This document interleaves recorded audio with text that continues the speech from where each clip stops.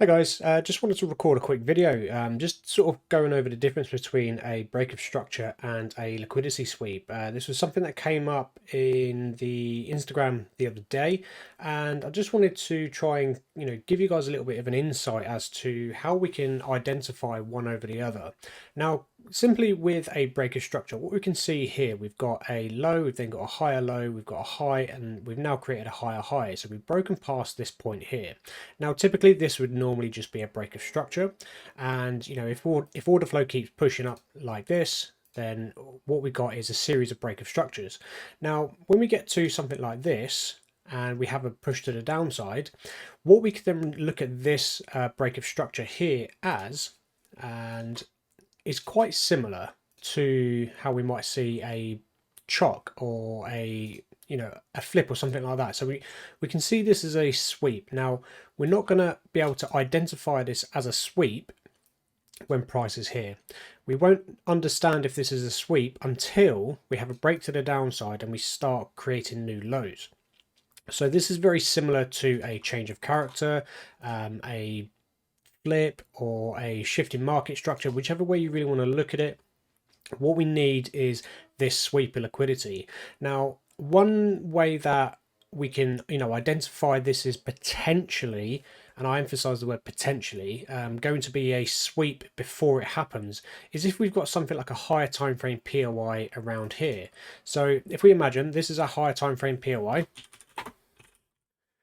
can't spell, still can't spell, higher time frame POI. Okay, we can potentially expect a sweep of liquidity in here, but we can't preempt this sweep of liquidity until we get a push to the downside. And when we do get this push to the downside, or if we get this push to the downside, that's when we can start looking for a lower time frame POI somewhere within here. If we don't get a suitable POI within here, we can simply wait until we get another break of structure like this and see if we can get an entry around here and follow the expectational order flow of price pushing to the downside.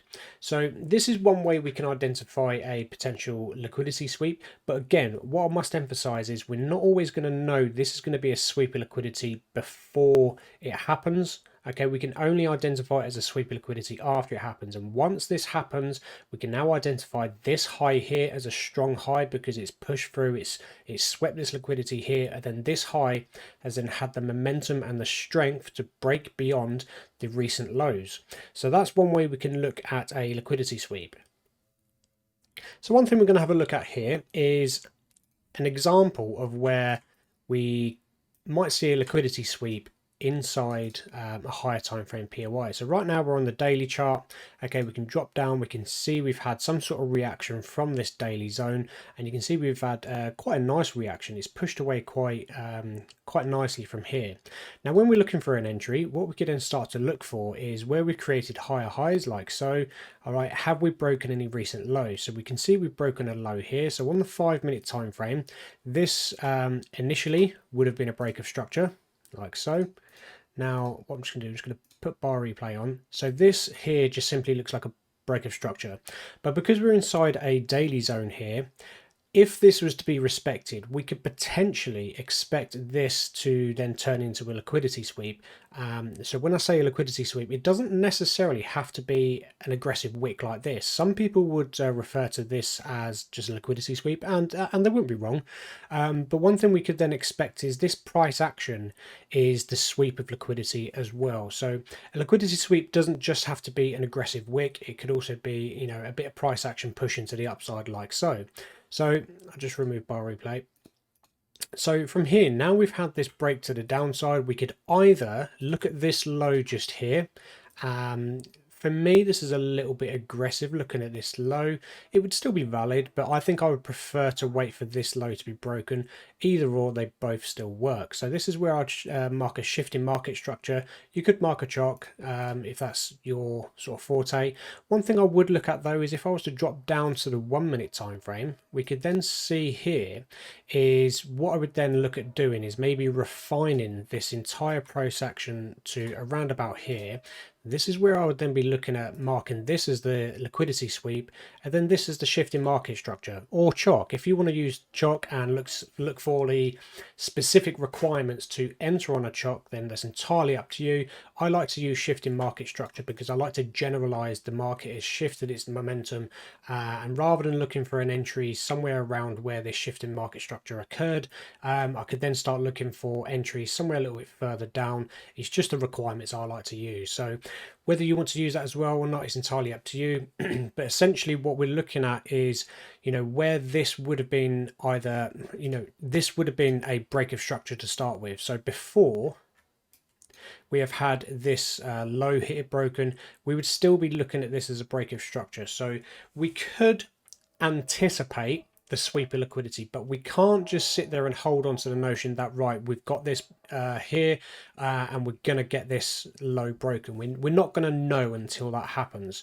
So rather than sitting there thinking, right, I'm definitely going to get a sweep of liquidity here, and when this breaks I'm going to enter a trade, because the markets might not do that. The markets might just keep pushing to the upside and you might get another break of structure, and so on and so forth. So what we need to wait for is when we do get this break of structure here, okay, we can then wait until price pushes past the recent lows, and then we can then identify this as a sweep of liquidity, and then look at the shift in market structure or chart change of character, whichever way you really want to be looking at it, and we could then look for our entry model from there. So I hope this helps clear up liquidity sweeps and break of structures. I know some people used to have a bit of an issue with the way that I used to mark out a chalk, and I'll just sort of explain this as well now, because you'll probably see some of my previous content, and I've kind of stopped doing this because I just got bored of arguing with people about it. So one thing I used to do was mark this as a chalk, but essentially this was a break of structure. Like I was doing with the liquidity sweep, this would be a break of structure. This here would be the change of character. But in order for the change of character to be valid, I would mark this one out as chalk as well, because this needs to occur in order for the chalk to actually play out. So this is why I would mark out this as chalk. I understand it is a break of structure. I know people are going to comment on this and say, no, it's just a break of structure. Yes, I know, but this is required for this change of character to play out. So essentially, whether you mark it as a sweep, break of structure, providing you get the break to the opposite side, this is when we can start looking at this as a sweep of liquidity. And if you want to just, hold on to, a large wick like this, as you can see, this wick here looks like it's swept past this high over here. By all means, if that's what suits your trading style, go for it. But I like to use this bit of price action here with this break of structure and the move to the opposite direction, breaking the recent lows. I like to look at this as a liquidity sweep. It helps me understand that we've now had this sweep of liquidity. We've now getting an aggressive move to the downside, because the price isn't very impulsive here, but it became quite impulsive to the downside after we've had this sweep of liquidity. So I hope this has helped you. I hope this you found this useful. If it has, please let me know in the comment section below. If you use something slightly different, or if you have a different approach to it, by all means, let us know. We can have a discussion in the comment section if you so wish. But if you've liked this video and it's helped you, or you found it useful, let me know. If you don't like it, feel free to put a thumbs down. Not bothered. Have a great day. Bye bye.